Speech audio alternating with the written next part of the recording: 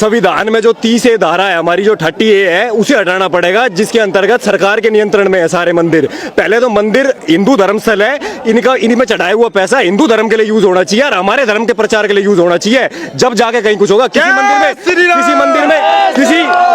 किसी मंदिर में 50,000 करोड़, किसी मंदिर में 1 लाख करोड़ सारे सरकार खा जाती है। ये भी हमारा वो उरी का मंदिर, वहाँ 35,000 एकड़ जमीन सरकार ने अपने कब्जे में ले ली। भाई सरकार का क्या क्या क्या आ गया उस पे?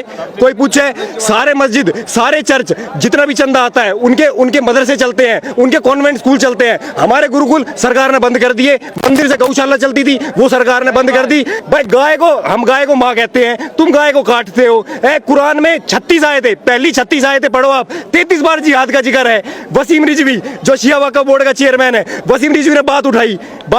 किसने सपोर्ट करा? एक भी मुसलमान आया देश का कि हाँ भाई गलत है, इसको हटाओ कुरान के अंदर से। गैर मुस्लिम काफिर है। कोई बोल दे कि भाई गैर मुस्लिम के साथ कैसा है, काफिरों की हत्या जायज है। क्या क्या लिख रखा आपने अपनी किताब के अंदर है? और उसको हटाने की बात करो तो आप कोई खड़ा नहीं होता, ना कोई साथ देता। भाईचारे की मिसाल पेश करो।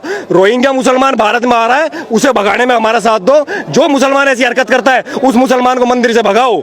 जब मानेंगे भाईचारा है। मंदिर के शिवलिंग के ऊपर पेशाब कर रहा है, भाईचारे की मिसाल कहां से देते हैं? मस्जिद में तुम काट देते हो। रिंकू शर्मा हमारा भाई, वो उसका ये विश्व हिंदू परिषद का, बजरंग दल का, वो हमने मार दिया। क्यों मार दिया? राम का नारा ले रहा था, मंदिर का चंदा इकट्ठा कर रहा था, बस इस बात में मार दिया। भाईचारा कहाँ तक आपने देखा होगा। भाई लड़कियां बिना कपड़े की पैंट पहन के घूम रही हैं। भाई क्या गलत कह दिया उन्होंने कि भाई रिप्ड जींस अलाउड नहीं है। यहाँ राजस्थान में रेप हुआ, वहाँ पे कोई मीडिया चैनल वहाँ नहीं दिखा रहा कि राजस्थान में 4 साल की बच्ची के साथ रेप हो गया। पुलिस वाले रेप कर रहे हैं, कोई नहीं दिखा रहा। वहाँ रिप्ड जीन्स के ऊपर एक क्या कह दिया, हाहाकार मचा रखा मीडिया ने। देखो भाइयों, देखो मैं आज आपसे सिर्फ 2 मिनट लूंगा आपसे। एकलव्य की कहानी बताऊंगा कि जैसे ब्राह्मण और हमारे जो दलित भाई हैं उनमें कैसे इन्होंने रात डाली। भाई एकलव्य शूद्र था। आपने महाभारत की जो मीडिया में देखा है, महाभारत में देखा, उसमें आपने ये जानते हो द्रोणाचार्य ने अंगूठा काट लिया था।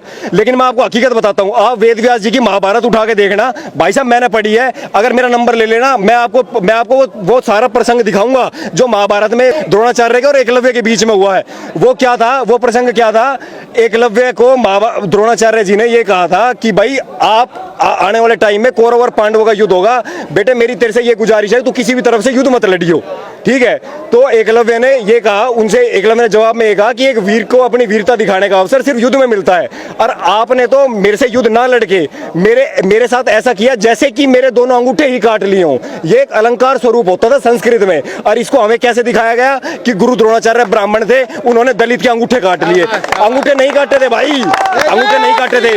ऐसे भाई ऐसे हजारों प्रसंग है जिससे हमें बेवकूफ बनाया गया है कि भाई राम ने इनको मार दिया। भाई एक बात बताओ, अगर दलित और ब्राह्मणों भाईचारा की बात मैं बताता हूँ आपको। रविदास जयंती कौन बनाता है भाई?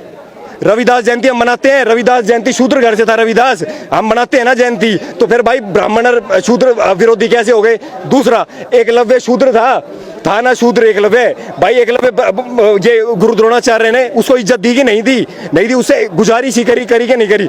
चाणक्य ने जिसको शिक्षा दी, चंद्रगुप्त मौर्य, वो चंदूबाड़ा किसका था? शूद्र जाति से था ना, उसको बनाया ना राजा। तो फिर कहाँ से कौन सी मिसाल है? ब्राह्मण शूद्र क्यों आप बीच में डिवीजन कर रहे हो? ये चंद्रशेखर रावण है, बीच में बोलता है। अरे भाई हमारे गांव में, गुड़गांव में एकलव्य मंदिर बन रहा है भाई साहब, एकलव्य मंदिर बन रहा है। अब आप एक बात बताओ, एकलव्य की पूजा हो रही है ना, फिर कहां से कौन से ब्राह्मण देश विरोधी बात कर रहे हो आप अगर कुछ नहीं जानते ना किसी के बारे में तो सर्वधर्म समभाव मत कहो।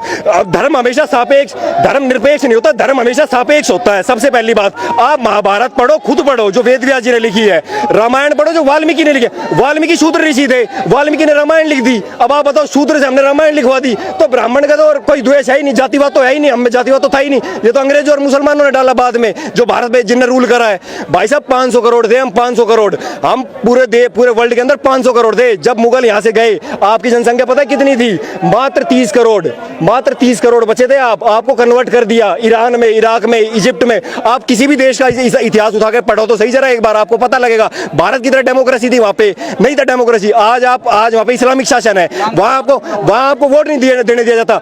ईरान को 15 साल के अंदर, ईरान एक पारसी देश था, पर्शियन कंट्री, वहाँ पारसी धर्म के लोग रहा करते। भाई साहब वहाँ आज एक भी पारसी नहीं है, एक भी पारसी नहीं है वहाँ आज। भारत में है, पूरे वर्ल्ड में जहाँ पारसी है, पारसी भारत में है, भारत ने उन्हें शरण दी। यहूदी इजराइल में यहूदी थे, आप जीव जोरोएस्ट्रियन जो ईरान में इराक में जोरोएस्ट्रियन थे, वो कहाँ है आज सारे? वो भारत में है या इजराइल में है, बस पूरे वर्ल्ड में से खत्म कर दिए। ईरान को 15 साल के अंदर, आप पढ़ लेना मेरी एक बात, ईरान को 15 साल के अंदर, इराक को 17 साल के अंदर, इजिप्ट को 21 साल के अंदर। उसके बाद लाइन से आप इसका इंडोनेशिया का इतिहास पढ़ो, आप थाईलैंड का इतिहास पढ़ो, आप जॉर्डन का इतिहास पढ़ो, आप मिस्र का इतिहास पढ़ो। 57 इस्लामिक मुल्क है आज वर्ल्ड में, जो पहले भारत की तरह डेमोक्रेटिक थे, वहां लोकतंत्र था, वहां आदमी को वोट देने की, हर आदमी को वोट देने की वो थी, ठीक है। लेकिन वहां अब क्या है, अब सिर्फ मुसलमान वोट दे सकता है, क्योंकि ये क्या करते हैं, अपनी जनसंख्या बढ़ाते हैं, डेमोग्राफी को चेंज कर देते हैं, अपने मंत्री चुनते हैं, और इसके बाद जब इनका प्राइम मिनिस्टर बन जाता है, फिर ये जो माइनॉरिटीज बन जाती हैं उनको सरेआम काट देते हैं। अभी परसों की घटना है, भारत में एक भी वामपंथी नहीं आया। बांग्लादेश के अंदर 88 आदमियों का 88 घर थे उस गांव के अंदर, बांग्लादेश में 10,000 मुसलमानों की फौज आके वहां